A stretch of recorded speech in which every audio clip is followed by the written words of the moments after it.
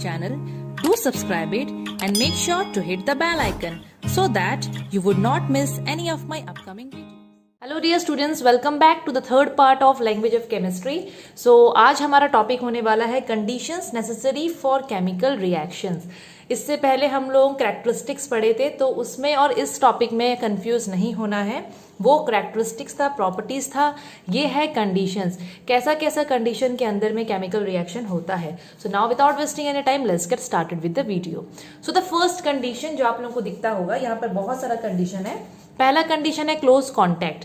That means what? Close contact का मतलब होता है कि कोई कोई केमिकल रिएक्शंस, कोई मीन्स बहुत सारे ले सकते हैं हम लोग, सम ऑफ दी तो नहीं लेना चाहिए. बहुत सारे ऐसे केमिकल रिएक्शंस होते हैं which takes place when reactants come in contact with each other. Almost ऐसा ही होता है बच्चों. जब तक हम लोग रिएक्टेंट्स को पास में लेके नहीं आएंगे, मिक्स नहीं करेंगे, क्लोज कांटेक्ट में लेके नहीं आएंगे, तो ऑब्वियसली रिएक्शन नहीं होगा.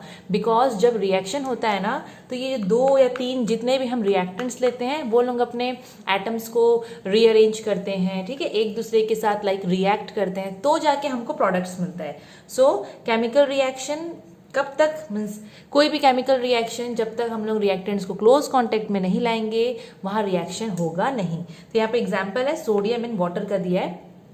सोडियम एक मेटल है, एटॉमिक नंबर इसका होता है 11. ओके, उसको हम लोग वाटर के साथ लाइक नॉर्मल वाटर ले सकते हो, ठंडा पानी ले सकते हो, कोई भी पानी, ठीक है. सो नॉर्मल वाटर या फिर कोल्ड वाटर या फिर बॉइल्ड वाटर, जिसकी भी साथ अगर आप लोग रिएक्ट करवाओगे तो दोनों कांटेक्ट में आने चाहिए.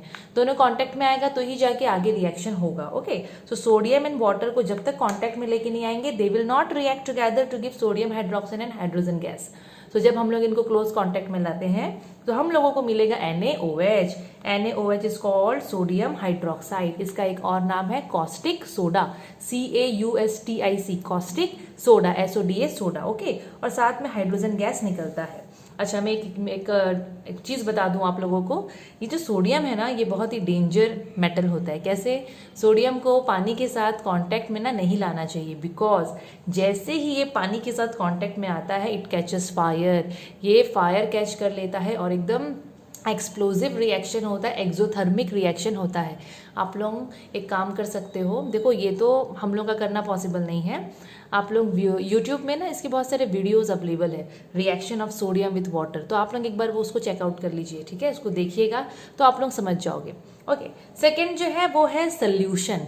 Okay, solution. सो बच्चों, सोल्यूशन मतलब यहाँ सोल्यूशन फॉर्म का बात कर रहा है. ऐसे बहुत सारे, मैं सबका बात नहीं कर रही हूँ, मैं ऐसे उस टाइप के रिएक्शंस का बात कर रही हूँ जिसमें जो रिएक्टेंट्स होते हैं उनको हम लोग सोल्यूशन फॉर्म में लेते हैं. एक्वस सोल्यूशन, जैसे कि पानी के साथ उसको मिक्स करके हम लोग प्रिपेयर करवाते हैं. सो जैसे यहाँ पर है silver nitrate. Okay, silver nitrate एक सॉल्ट होता है, साथ में NaCl नमक जो हम लोग घर में लाइक टेबल सॉल्ट जो हम लोग यूज करते हैं. अगर हम दोनों को ना अगर हम लोगों को ये दोनों को रिएक्ट करवाना है तो दोनों का एक्वस सोल्यूशन बनाना जरूरी है. और यहाँ पर बच्चों प्रेसिपिटेट बनेगा. अगर आप लोग इसके पहले वाला पार्ट चेक किए होंगे तो वहां पर फॉर्मेशन ऑफ प्रेसिपिटेट में मैं आप लोगों को बताई थी कि प्रेसिपिटेट फॉर्मेशन के लिए मेनली एक्वस फॉर्म में होने चाहिए दोनों रिएक्टेंट, ठीक है. तो यहाँ पर एक्वस का मतलब होता है वाटर के साथ हम लोग मिक्स करके यहाँ सोल्यूशन बनाए हैं. तो ये रिएक्शन जब तक आप लोग सोल्यूशन नहीं बनाओगे तब तक नहीं होगा. सो ऐसे बहुत सारे केमिकल रिएक्शन होते हैं जो कि रिएक्ट करेंगे कब? जब उनके रिएक्टेंट्स को आप लोग एक्वस फॉर्म में या फिर सोल्यूशन बना के रिएक्ट करवाओगे या ट्रीट करवाओगे. सो यहाँ पर जब दोनों का एक्वस सोल्यूशन लिया गया, सो दोनों रिएक्ट किए एंड हम लोग को 2 प्रोडक्ट मिला. एक है AgCl, that is silver chloride. Okay, मैं यहाँ पर नाम नहीं लिखी हूँ, आप लोग लिख लीजिएगा, सिल्वर क्लोराइड. यहाँ पर एक इन्वर्टेड एरो करके आप लोगों को दिख रहा है, तो वो यहाँ पर प्रेसिपिटेट फॉर्मेशन दिखा रहा है. व्हाइट कलर का प्रेसिपिटेट मिलेगा. और साथ में सोडियम नाइट्रेट, जिसका कोई लाइक कलर नहीं होता, वो सोल्यूशन में वो घुल जाएगा. वो आप लोगों को अलग से नहीं दिखेगा, हम लोगों को अलग से प्रेसिपिटेट दिखता है, ठीक है. तो यहाँ पर मेनली बोलने का मतलब ये है कि ये जो रिएक्शन है ये कब पॉसिबल होगा? जब दोनों रिएक्टेंट्स को हम लोग एक्वस फॉर्म में लेंगे.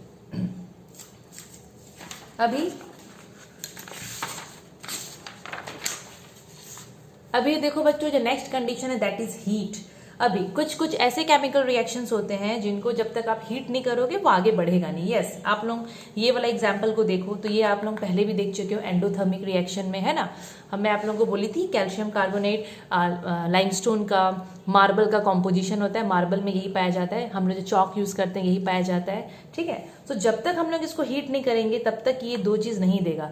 इफ आप लोगों को carbon dioxide and calcium oxide इससे चाहिए तो कब मिलेगा, जब तक आप लोग इसको हीट नहीं करोगे। तो ऐसे कुछ कुछ केमिकल रिएक्शंस होते हैं बच्चों, वो कब आगे बढ़ता है, वो कब होता है, व्हेन रिएक्टेंट्स आर हीटेड। तो यहाँ पर इसको हीट करने से ही हम लोगों को calcium oxide and carbon dioxide gas मिलेगा। एक और इसका एग्जाम्पल है एमोनियम क्लोराइड। सो एमोनियम क्लोराइड बच्चों सब्लाइम प्रोडक्ट होता है। एग्जाम्पल जैसे कि कपूर आप लोगों को पता होगा, और नैफ्थलीन बॉल्स जो मम्मी लोग कपड़े में रखती है ना, गोल गोल वाइट वाइट बॉल्स होता है, मॉथ बॉल्स बोलते हैं उसको, ठीक है। सो कपूर, उसको हम लोग जब हीट करते हैं तो वो डायरेक्टली देखना गैसियस फॉर्म में वो कन्वर्ट हो जाता है ना। तो बस वैसे ही एमोनियम क्लोराइड व्हाइट कलर का पाउडर जैसा होता है, लैब में ये अवेलेबल रहता है। और इसका क्या होता है ना, जैसे कि अगर हम लोग इसको हीट करते हैं, साइड में मैं एस लिख रखी हूँ, एस का मतलब है सॉलिड फॉर्म में ही लेना है, इसको पानी वानी नहीं डालना है, ठीक है। इसको आप लोग टेस्ट ट्यूब में ले लिए, जैसा पाउडर था उसको डाल दिए और आप लोग फिर इसको हीट करवाओगे, हो गया। जब हम लोग इसको हीट करवाते हैं तो यहाँ से, मतलब ये तो मैं बहुत बार करवाई हूँ क्लास में, बच्चों को बहुत बार दिखाई हूँ, ओके, लैब में, नॉट क्लास में, लैब में। सो इसको जैसे हम लोग हीट करते हैं ना, तो हम लोग जो टेस्ट ट्यूब में, जिस टेस्ट ट्यूब में हम लोग जिस अपैरेटस में इसको रिएक्शन को करवाते हैं, वहाँ पर ना एकदम डेंस वाइट फ्यूम से भर जाता है, एकदम डेंस पूरा, मतलब क्या बोलूँ मैं, एकदम वाइट वाइट धुआं धुआं जैसे वो टेस्ट ट्यूब भर जाता है। तो हम लोग जब इसको हीट करते हैं, यहाँ पर डेल्टा मतलब हीट, तो वो टूटता है बच्चों, ये डिकम्पोज होता है, डिकम्पोज होकर दो गैस देता है, एक होता है NH3 अमोनिया गैस और एक होता है HCl हाइड्रोजन क्लोराइड, या फिर हाइड्रोक्लोरिक एसिड में यहाँ लिखी हूँ, बट ये गैसियस फॉर्म में होगा तो एक करेक्शन में कर देती हूँ, ये हाइड्रोजन क्लोराइड होगा, ओके। आप लोग भी इसको कर लीजिएगा, हाइड्रोजन क्लोराइड। एक्चुअली HCl को ना हाइड्रोक्लोरिक एसिड भी बोलते हैं, इसलिए शायद मैं यहाँ पर वो लिख दी, बट यहाँ पर ये hydrogen chloride gas gaseous form में निकलता है, सो ये लिखना अच्छा रहेगा, ओके। सो यहाँ पर भी लाइक जब तक हीट नहीं करेंगे ना, ये दो चीज में नहीं कन्वर्ट होगा। नेक्स्ट जो कंडीशन है that is light, Roshni. Obviously बच्चों कुछ कुछ ऐसे रिएक्शन होते हैं जो कि लाइट के एब्सेंस में नहीं होंगे, जब तक उनको हम एक्सपोज नहीं करेंगे लाइट में तब तक रिएक्शन नहीं होगा। जैसे ये एग्जांपल है AgCl, बहुत जन की बुक में ना ये हीट दिया है, ठीक है, यहाँ लाइट होगा, बुक में हीट लिखा है, आप लोग उसको करेक्ट कर लीजिएगा, ओके। सो AgCl सिल्वर क्लोराइड, ये जो कंपाउंड है इसको जब हम लोग लाइट में एक्सपोज करते हैं सो ये टूटता है, ये डिकम्पोज होता है। देखो टूटने को बोलते हैं डिकम्पोज होना, ब्रेक डाउन होना, और टूट के ये देता है सिल्वर एंड क्लोरीन, ये दो प्रोडक्ट्स देगा। जब लाइट में आप लोग इसको एक्सपोज करोगे तो ही देगा, ऐसे ये बिल्कुल भी देगा नहीं, ओके। सो लाइट के प्रेजेंस में ये रिएक्शन होता है। Similarly photosynthesis best example, photosynthesis, okay. Photosynthesis कब पॉसिबल है, जब रोशनी मिलेगा, जब सनलाइट मिलेगा, विदाउट सनलाइट पॉसिबल नहीं है। सो फोटोसिंथेसिस का ये इक्वेशन है, ये मैं पहले भी आप लोगों को बता चुकी हूँ। अगर एग्जाम में आता है कि ऐसे केमिकल इक्वेशंस लिखो जो कि होता है इन द प्रेजेंस ऑफ लाइट, तो आप लोग ये दो को लिख सकते हो। एक और एग्जाम्पल मैं अपनी तरफ से बता रही हूँ, वो आप लोगों की बुक में नहीं दिया है, लाइक लिविंग साइंस में तो नहीं दिया है, अगर आप लोग कोई और बुक फॉलो कर रहे हो उसमें दिया है तो बढ़िया है, देख लीजिएगा, ओके। जैसे hydrogen gas and chlorine gas, ये जो दो गैस होते हैं ना, हाइड्रोजन गैस, क्लोरीन गैस, अगर आप लोग इसको डार्क रूम में करवाओगे या फिर एकदम डार्क कंटेनर है, रूम ले लो डार्क रूम, मतलब रोशनी वहां बिल्कुल नहीं है, बोलने का मतलब ये है बिल्कुल भी लाइट नहीं है, और आप लोग इन दोनों गैस को मिक्स करवा रहे हो तो वहां पर कोई भी रिएक्शन नहीं होगा, ठीक है, कोई रिएक्शन नहीं होगा। जैसे कि खाना, पेड़ जो खाना बनाता है, फोटोसिंथेसिस करता है, वो रात को नहीं होता है ना, वैसे ही रात in the sense dark room में in the absence of light hydrogen and chlorine react नहीं करते। लेकिन अगर आप लोग ये दोनों गैस को मिक्स करवाओगे डिफ्यूज्ड सनलाइट में, मतलब इनडायरेक्ट लाइट में, सनलाइट ले लो, डिफ्यूज सनलाइट, हल्का सा रोशनी में, तो ये लोग रिएक्ट करके HCl गैस देंगे, हाइड्रोजन क्लोराइड गैस पक्का देंगे, ठीक है। बोलने का मतलब यही है कि ये भी एक एग्जाम्पल है जो कि लाइट के प्रेजेंस में होता है। अगर लाइट के एब्सेंस में करवाएंगे, डार्क रूम में करवाओगे तो नो रिएक्शन, मतलब ये लोग रिएक्ट नहीं करेंगे। तो आप लोग इसका स्क्रीनशॉट ले लीजिए, ये आप लोग को काम आएगा। यहाँ पर डिफ्यूज लाइट है ना, सनलाइट कर देते हैं, ठीक है, अभी तक तो ले लिए होंगे, ओके। वैसे ही अब नेक्स्ट जो कंडीशन है that is electricity. Electricity current, electric current को बोलते हैं। सो ऐसे कुछ कुछ होते हैं केमिकल रिएक्शंस जो कि इलेक्ट्रिसिटी के प्रेजेंस में होगा। जब तक इलेक्ट्रिसिटी पास नहीं करवाओगे वो नहीं होगा, लाइट वाइट का कोई काम नहीं आएगा वहां पर, इलेक्ट्रिसिटी से ही होगा, करंट पास करवाने से ही होगा, ठीक है। जैसे एग्जाम्पल आप लोग कंसिडर करो, यहाँ पर वाटर का बात कर रहे हैं H2O, और यहाँ पर बच्चे लोग देखो, यहाँ पर मैं लिखी हूँ एसिडिफाइड। एसिडिफाइड ये नया वर्ड है, ठीक है। वाटर को मैं नहीं लिखी हूँ नीचे, मैं लिखी हूँ एसिडिफाइड वाटर या फिर एसिडिफाइड ओनली। तो वाटर जो होता है ना, प्योर वाटर बच्चों, वो बैड कंडक्टर होता है इलेक्ट्रिसिटी का, वो इलेक्ट्रिसिटी को पास नहीं करवाता, ठीक है, वो इलेक्ट्रिसिटी पास नहीं करवाता। प्योर वाटर है, बिकॉज उसमें आयंस वायंस कुछ नहीं होते, ओके। लेकिन अगर हम लोग पानी में थोड़ा एसिड डाल देंगे, और यहाँ पर स्पेसिफिकली सल्फ्यूरिक एसिड डाला जाता है, सल्फ्यूरिक एसिड H2SO4 एसिड, ठीक है। उसका रीजन है, मैं बता दूंगी आप लोगों को। सो एसिडिफाइड वाटर मतलब ऐसा वाटर जिसमें small amount of dilute sulphuric acid हम लोग ऐड करते हैं। डाइल्यूट मतलब जिसमें थोड़ा बहुत पानी वानी मिक्स है। अगर हम लोग पानी में एसिड डाल देंगे तो वो जो वाटर होगा ना, उसमें बहुत सारे आयंस बन जाएंगे, और वो बहुत इजीली इलेक्ट्रिसिटी कंडक्ट कर पाएगा, बिकॉज यहाँ पर हम लोग इलेक्ट्रिसिटी के साथ डील करेंगे, है ना, इलेक्ट्रिक करंट के साथ। तो इलेक्ट्रिक करंट कब फ्लो होगा? जब इसमें बहुत सारे आयंस रहेंगे। आयंस मतलब वो प्लस और माइनस वाले रहते हैं ना, कैटायंस एंड आयंस, वो रहने से ही इलेक्ट्रिसिटी यहाँ पर फ्लो करेगा बच्चों। तो प्योर वाटर में तो नहीं करेगा। देखो आपके टीचर्स पक्का क्वेश्चन पूछेंगे कि प्योर वाटर क्यों नहीं लिए, तो आप लोग बोल सकते हो प्योर वाटर में आयंस फ्री नहीं होते हैं, ठीक है, फ्री आयंस नहीं होते। एसिड डाल देने से आयंस फ्री हो जाते हैं, ओके। सो फिर यहाँ पर हम लोग इलेक्ट्रिसिटी कंडक्ट करेंगे तो ये टूटेगा, तो आगे रिएक्शन होगा, और ये टूट के वाटर टूट के दो चीज देगा, ये जिस चीज से बनता है, hydrogen gas and oxygen gas, okay. So ये इलेक्ट्रिक करंट के प्रेजेंस में होता है। अब मैं आप लोगों को जैसे बताई कि यहाँ पर एसिड यूज किए हैं, डाइल्यूट सल्फ्यूरिक एसिड। देखो मेन ना 3 एसिड्स होते हैं जिसको हम यूज करते हैं। एक हो गया सल्फ्यूरिक एसिड, एक हो गया नाइट्रिक एसिड। आप लोगों को मैं शायद उस दिन फॉर्मूला बताई हूँ कि नहीं, मुझे याद नहीं आ रहा, चलो वापस से लिख दे रही हूँ। एक होता है HNO3 जिसको हम लोग नाइट्रिक एसिड पढ़ते हैं, एक होता है HCl हाइड्रोजन क्लोराइड गैस या फिर हाइड्रोक्लोरिक एसिड, एक होता है H2SO4 सल्फ्यूरिक एसिड। और भी बहुत सारे हैं, बट ये ज्यादा इंपॉर्टेंट है इसलिए मैं लिखा रही हूँ, ओके। नाम आप लोग इसको याद रख लीजिएगा, बिकॉज ये अभी आगे काफी काम आने वाला है, काफी, ओके। आगे आगे क्लासेस में ये सब एसिड का नाम काम आएगा। Hydrochloric acid, okay. सो बच्चों हम लोग यहाँ पर पानी में ये वाला यूज किए हैं सल्फ्यूरिक एसिड। ये दो हम लोग इसलिए यूज नहीं किए हैं ना, नाइट्रिक एसिड एंड HCl, क्योंकि ये दोनों एसिड वोलाटाइल होते हैं। देखो ये थोड़ा एक्स्ट्रा चीज है, आप लोगों का बुक में नहीं होगा। वोलाटाइल मतलब उड़ जाते हैं, लाइक नेल पॉलिश रिमूवर कैसा होता है, उड़ जाता है ना, बस सैनिटाइजर उड़ जाता है। तो ये जो दो एसिड है ना, ये लोग उड़ जाते हैं, वोलाटाइल होते हैं, वेपराइज हो जाते हैं, ऐसे समझ सकते हो। लेकिन ये जो है ना सल्फ्यूरिक एसिड, वो नॉन वोलाटाइल है, तो ये तो उड़ जाएगा बोल के इसको डालते नहीं है। और sulphuric acid non volatile acid होता है, इसीलिए मीन्स वो उड़ता नहीं है, इसीलिए हम लोग यहाँ पर उसी को यूज करे हैं।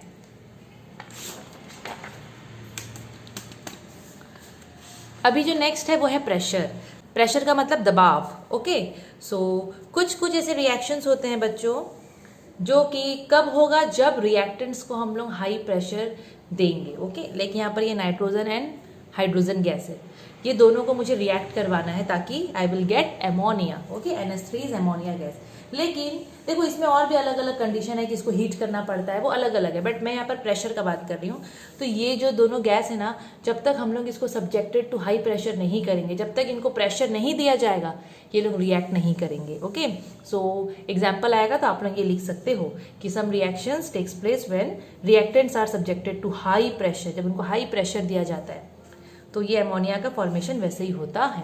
Then catalyst. अब आया एक नया टर्म आप लोगों के लिए, बहुत सिंपल है और बहुत इंपॉर्टेंट है।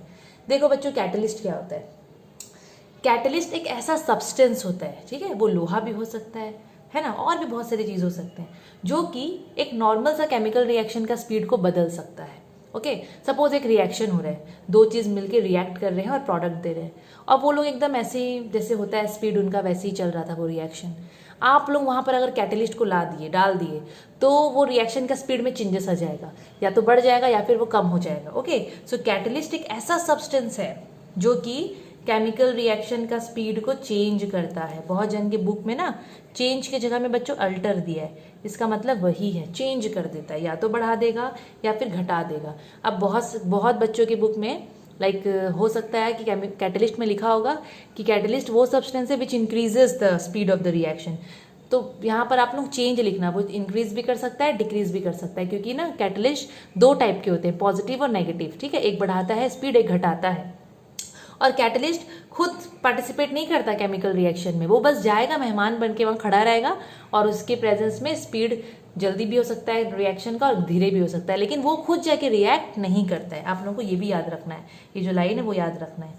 So some chemical reactions takes place in the presence of catalyst. कुछ केमिकल रिएक्शन है जो कैटलिस्ट के प्रेजेंस में होते हैं। एग्जाम्पल चलो देख लेते हैं।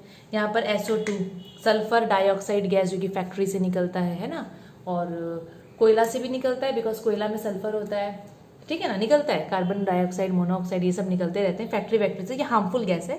सल्फर डाइऑक्साइड गैस रिएक्ट कर रहा है ऑक्सीजन के साथ और इन दोनों रिएक्ट करके दे रहे हैं सल्फर ट्राईऑक्साइड SO3, ठीक है।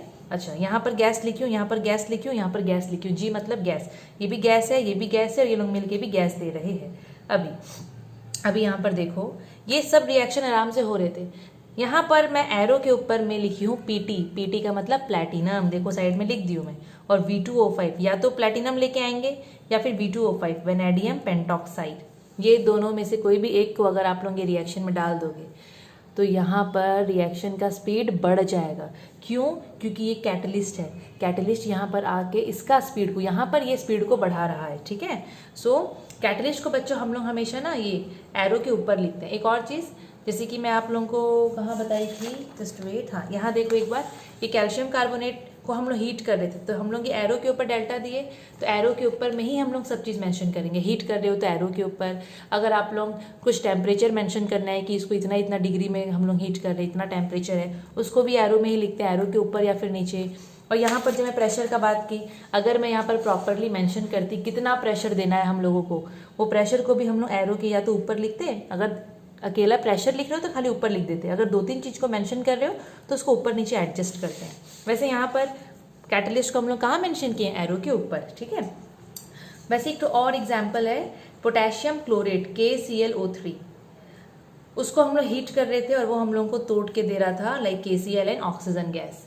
यहाँ पर ये रिएक्शन हो रहा था, लेकिन यहाँ पर हम लोग MnO2 मैंगनीज डाइऑक्साइड डाल देंगे तो रिएक्शन का स्पीड एकदम बढ़ जाएगा। तो कैटलिस्ट का काम एक्चुअली यही होता है। आपके बुक में खाली इंक्रीज वाला दिया है बिकॉज वो डिक्रीज वाला थोड़ा हायर क्लासेस में आ जाएगा, ठीक है। तो आप लोग इसको इतना ही याद रखिएगा। देन लास्ट जो है कंडीशन तो नहीं है लास्ट, कैटलिस्ट के अंदर में ही आता है बच्चों, एंजाइम्स का बात हो रहा है। एंजाइम्स का मतलब सबको पता होगा, एंजाइम्स ऐसे सब्सटेंस होते हैं जो कि हमारे बॉडी में जब भी लाइक डाइजेशन होता है ना, आप लोग अगर क्लास 6 का डाइजेशन चैप्टर का वीडियो देखे होंगे तो आप लोगों को पता होगा। लाइक अगर आप लोग मुझे क्लास 6 से ही फॉलो कर रहे हो तो मैं बता रही हूँ, और जो बच्चे न्यू हैं अगर आप लोग चाहो तो एक बार आप देख सकते हो चैप्टर, और अभी भी शायद आपका बायो में वो बुक में मीन्स लाइक वो चैप्टर हो तो आप लोगों को थोड़ा बहुत आइडिया होगा, है ना।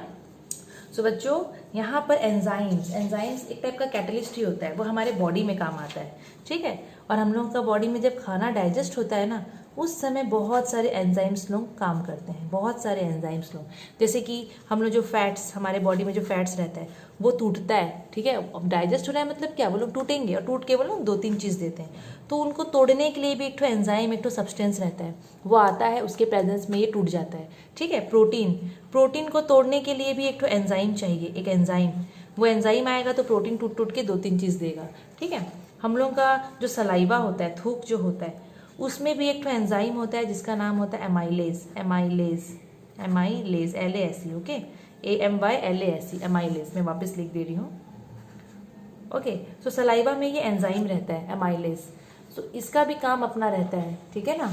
तो यहाँ पर बोल रहा है कि हमारे बॉडी के बाहर में लाइक इधर उधर का जो भी रिएक्शन होता है वहाँ पर कैटलिस्ट काम करता है, लेकिन हमारे बॉडी के अंदर में जो रिएक्शन का स्पीड को चेंज कर सकता है वो होता है एंजाइम। सो एंजाइम एक ऐसे सब्सटेंस होते हैं जो कि हमारे बॉडी में कैटलिस्ट के जैसा काम करते हैं, और हर एक टाइप का फूड को तोड़ने के लिए पर्टिकुलर एंजाइम होता है।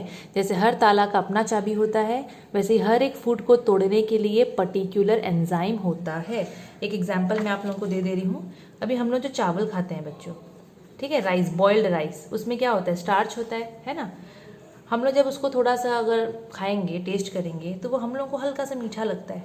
कभी माइंड कीजिएगा, पूरा मीठा नहीं लगेगा कि आप लोग बोलोगे पूरा चीनी जैसा लगेगा, नहीं।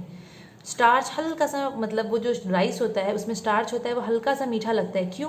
क्योंकि हम लोग के मुंह में वो जो सलाइवा होता है उसमें ये जो एंजाइम होता है ना, एमाइलेज, सलीवरी एमाइलेज, ये क्या करता है, उस स्टार्च में लगता है, और ये मतलब ये क्या करेगा, ये यहाँ पर स्टार्च को बोलेगा कि तू टूट, और तू टूट के शुगर बना। तो स्टार्च को तोड़ने के लिए जो एंजाइम चाहिए वो है अमाइलेज, है ना। अब अमाइलेज क्या करता है, स्टार्च को तुड़वा के शुगर में बदल देता है, इसीलिए वो चीनी चीनी टाइप हल्का सा हम लोग को मिठास, ग्लूकोज बोल सकते हो, मिठास लगता है। तो यहाँ पर मैं वही एग्जाम्पल लिखी हूँ, वो एग्जाम्पल आप लोग देख सकते हो, वही है, स्टार्च के ऊपर अमाइलेज लगता है, लाइक अमाइलेज के प्रेजेंस में स्टार्च टूट के शुगर में कन्वर्ट होता है। सो ये है बच्चों एंजाइम के बारे में। तो आप लोगों का ये चैप्टर पूरा खत्म हो गया। देखो टोटल 3 पार्ट हम लोग बनाए इसका, ओके, पहला part, second and third, 3 part में आपका ये चैप्टर खत्म हुआ है। इसके बाद देखते हैं और क्या पढ़ाते हैं, ठीक है। तो बच्चों अगर आप लोगों को वीडियो अच्छा लगा होगा, चीज़ें समझ में आई होगी, तो वीडियो को ज़रूर से लाइक कर दीजिएगा और चैनल को सब्सक्राइब कर दीजिएगा, और जितना हो सके अपने फ्रेंड्स लोगों के साथ वीडियोस को शेयर कीजिएगा। Thank you.